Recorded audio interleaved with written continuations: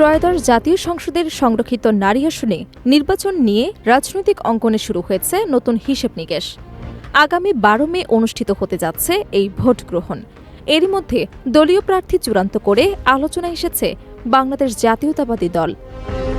গত সংসদ নির্বাচনে নিরঙ্কুশ বিজয়ের মাধ্যমে সরকার গঠনের পর সংরক্ষিত নারী আসনেও নিজেদের অবস্থান শক্ত করতে ৩৬ জন প্রার্থীকে চূড়ান্ত মনোনয়ন দিয়েছে দলটি।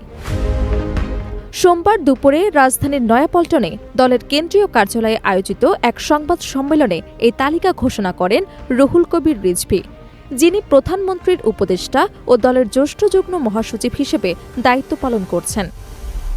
তিনি জানান, দল ও জোটের সমন্বয়ে ৩৬ জনকে চূড়ান্তভাবে মনোনয়ন দেওয়া হয়েছে, যারা সংরক্ষিত নারী আসনে নির্বাচনে অংশ নেবেন।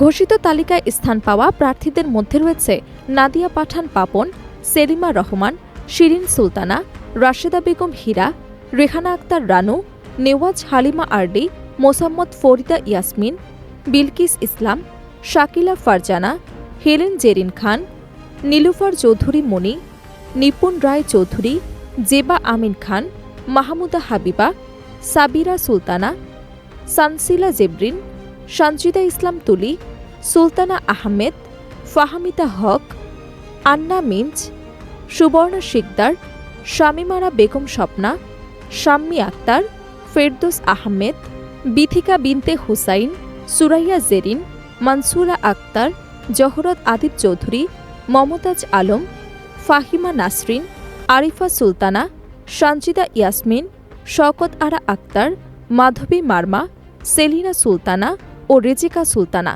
উল্লেখযোগ্য বিষয় হল, তালিকায় অভিজ্ঞ এবং নতুন মুখের সমন্বয় রাখার চেষ্টা করেছে বিএনপি। দলের নেতারা বলছেন, নারী নেতৃত্বকে আরও শক্তিশালী করতে এবং সংসদে কার্যকর ভূমিকা রাখার লক্ষ্যেই এমন ভারসাম্যপূর্ণ তালিকা করা হয়েছে। এর আগে গত ৮ এপ্রিল সংরক্ষিত নারী আসনের নির্বাচনের তাফসিল ঘোষণা করে বাংলাদেশ নির্বাচন কমিশন। ঘোষিত তাফসিল অনুযায়ী মনোনয়নপত্র দাখিলের শেষ সময় ২১ এপ্রিল। মনোনয়নপত্র বাছাই অনুষ্ঠিত হবে ২২ ও ২৩ এপ্রিল।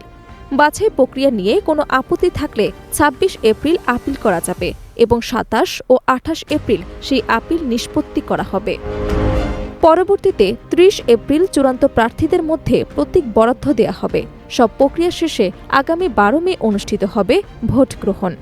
নির্বাচন কমিশন জানিয়েছে, নির্ধারিত সময়সূচি অনুযায়ী একটি সুষ্ঠু, শান্তিপূর্ণ ও গ্রহণযোগ্য নির্বাচন আয়োজনের জন্য সব ধরনের প্রস্তুতি ইতোমধ্যে সম্পন্ন করা হয়েছে। জাতীয় সংসদের সংরক্ষিত নারী আসনের সংখ্যা মোট ৫০টি। সংবিধান অনুযায়ী প্রতি ৬ জন সাধারণ সংসদ সদস্যদের বিপরীতে একজন সংরক্ষিত নারী আসন বণ্টন করা হয়। সেই হিসেব অনুযায়ী বিএনপি নেতৃত্বাধীন জোট পাবে ৩৬টি আসন, জামায়াত নেতৃত্বাধীন জোট পাবে ১৩টি আসন এবং স্বতন্ত্র সদস্যদের জন্য থাকবে ১টি আসন। রাজনৈতিক বিশ্লেষকদের মতে, সংরক্ষিত নারী আসনে প্রার্থী চূড়ান্ত করার মাধ্যমে বিএনপি আগামী সংসদ কার্যক্রমে নিজেদের সক্রিয় উপস্থিতি নিশ্চিত করতে চাইছে। পাশাপাশি নারী রাজনীতিকদের অংশগ্রহণ বাড়িয়ে দলীয় কাঠামোকে আরও শক্তিশালী করার কৌশলও এতে প্রতিফলিত হয়েছে।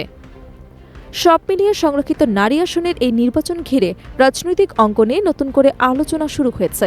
এখন নজর থাকবে নির্বাচন প্রক্রিয়া কতটা সুষ্ঠুভাবে সম্পন্ন হয় এবং মনোনীত প্রার্থীরা সংসদে কতটা কার্যকর ভূমিকা রাখতে পারেন তার উপর।